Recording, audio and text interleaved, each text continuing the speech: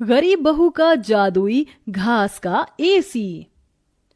एक छोटे से गांव में सरिता अपनी बहू और अपने गरीब परिवार के साथ रह रही थी।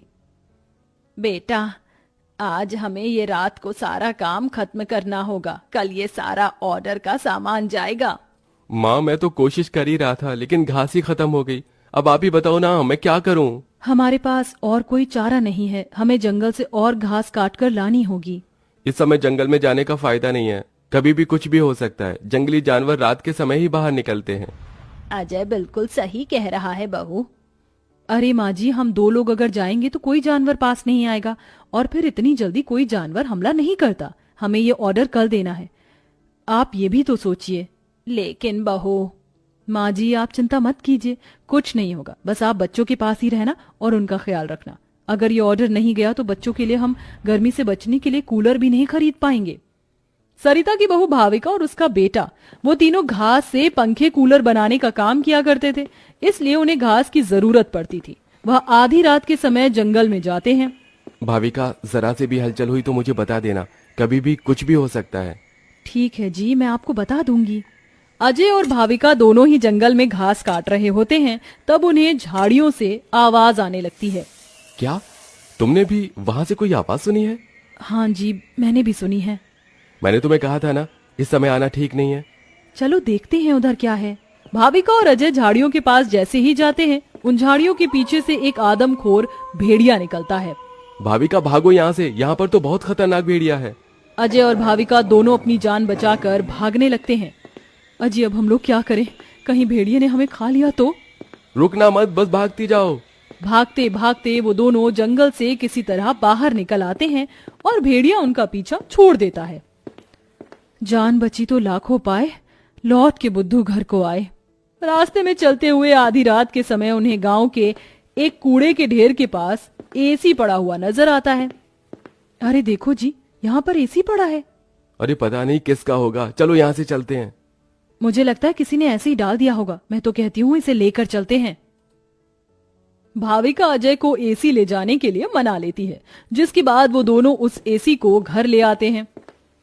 तुम दोनों तो घास लेने गए थे, ये क्या लेकर आ गए हो? ये हमें रास्ते में पड़ा मिला। जब हम कूलर पंखे बना लेते हैं तो एसी भी बना सकते हैं। इस खराब एसी को छोड़ो और ये बताओ, क्या तुम घास लेकर आई हो? सरिता के ये बोलने के बाद जंगल की दुर्घटना के बारे में दोनों बताते हैं, जिसे सुनकर सरिता हैरान रह जाती है। अच्छा, इसका मतलब बहुत बड़ी मुसीबत से बचकर आए हो तुम दोनों, और साथ में ये कचरा उठाकर ले आए।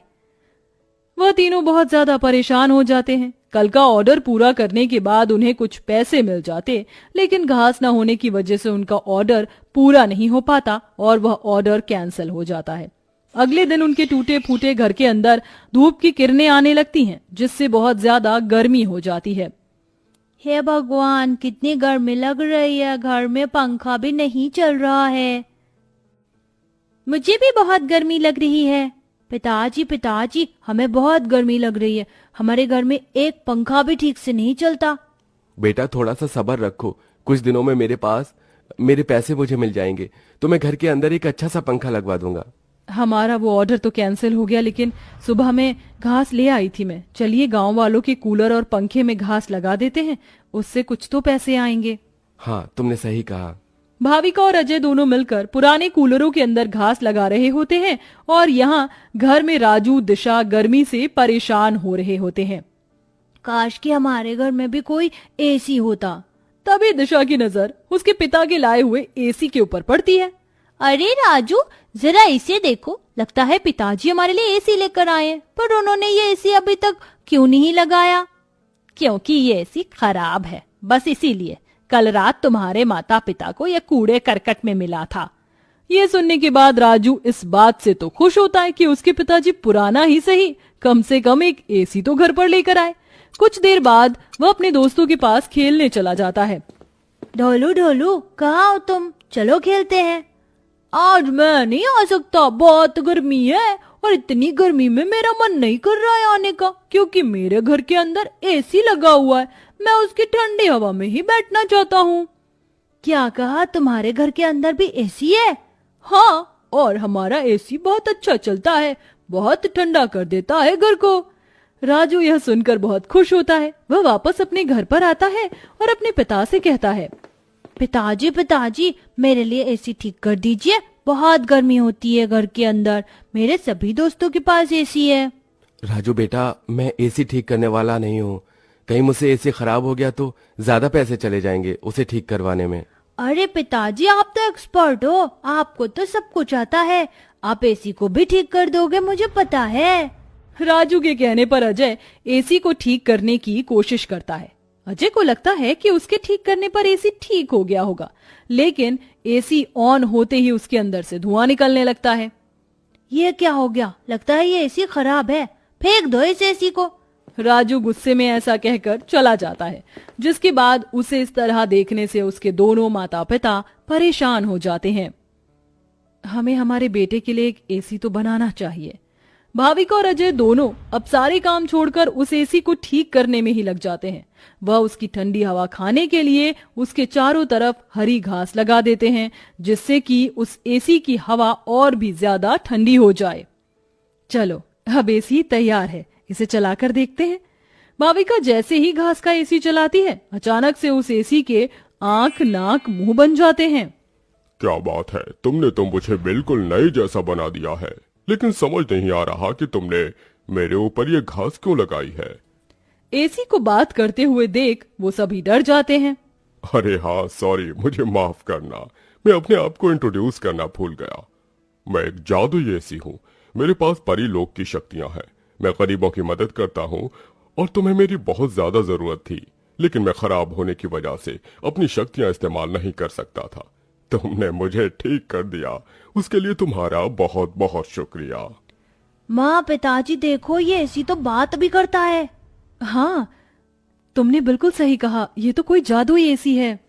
तुमने बिल्कुल सही कहा, मैं हूँ एक जादुई एसी, बल्कि अब मैं हूँ एक घास का जादुई एसी और मुझे तुमने बनाया है।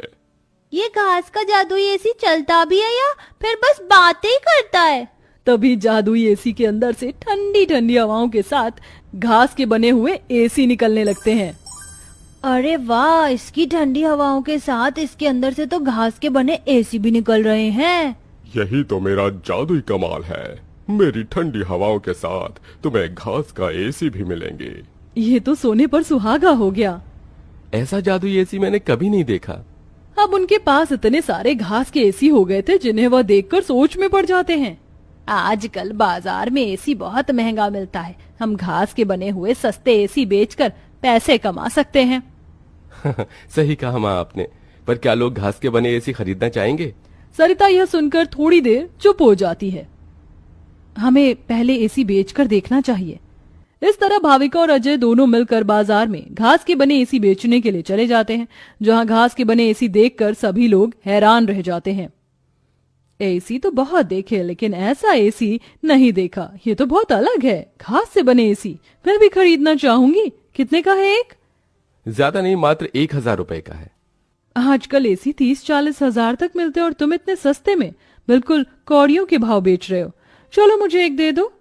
कोमोलिका के खरीदने के बाद वहां और भी लोग उन दोनों से एसी खरीदते हैं। इसी के चलते उनकी अच्छी खासी बिक्री हो जाती है और सारे एसी बिक जाते हैं। आज का ये आखिरी एसी बचा है, इसे मैं अपने घर में लगाऊंगा। अजय घास का एक एसी अपने घर में भी लगा देता है और घास के जादुई एसी का इस्तेमाल वो बस तभी करता है जब उसे एसी बेचने के लिए पैसे चाहिए होते हैं। जादुई घास के एसी, अपनी ठंडी ठंडी हवाएं दो, जिससे मुझे तुम्हारे जादुई घास के एसी मिले। अजय के इतना बोलते ही जादुई घास के एसी के अंदर से ठंडी ठंडी हवाओं के साथ घास के बने एसी निकल आते हैं। इस तरह धीरे धीरे अजय अपना घास के बने एसी का बहुत बड़ा बिजनेस खोल लेता है और धीरे धीरे उसकी सारी परेशानियां खत्म हो जाती हैं। अब वह गरीब परिवार खुशी खुशी रहने लगता है।